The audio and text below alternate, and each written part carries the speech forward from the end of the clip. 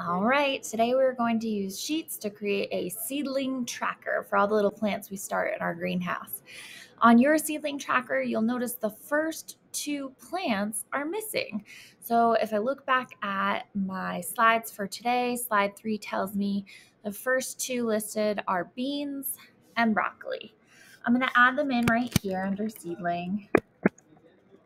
Think of it like a task to complete. We're going to have to plant our beans and our broccoli.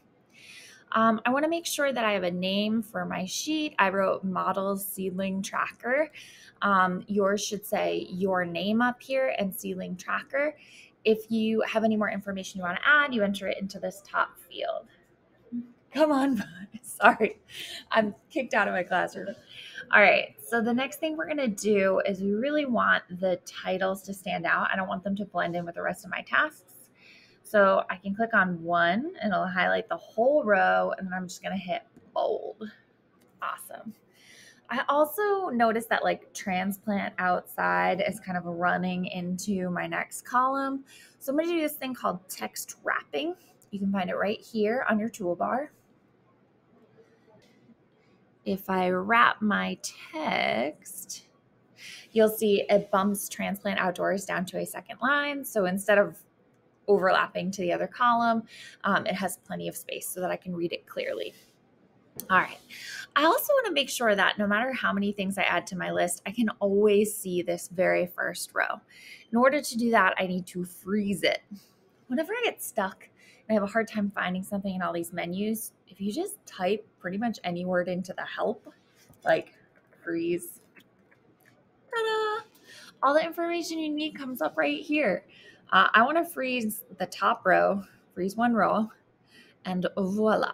Now, when I scan up and down, it always stays put. So I'll always be able to see all of my categories. The last thing that I want to do here is I'm going to add data validation. That means there's a drop-down menu, and I'm curious about how much water and how much light these plants are going to need. So I'll start by highlighting column D. I'm going to go to data, and then I go to data validation. I want a list of items. I'm going to list the things that I want in my drop-down menu.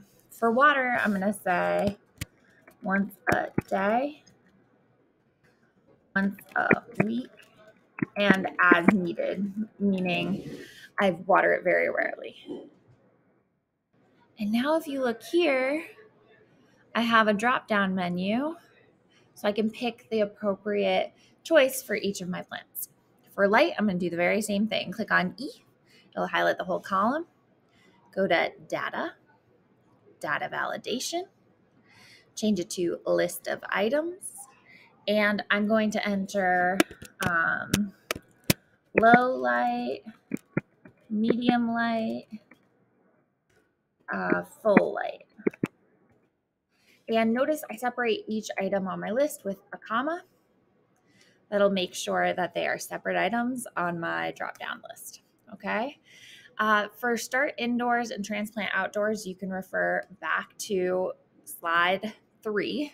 So for beans, it says start indoors April 1st, transplant outdoors May 1st. So 4-1, 5-1. Excellent. In terms of the water and the light, you're going to have to do a little research to look up how much light do beans need to grow, and then you can choose the appropriate item. Good luck.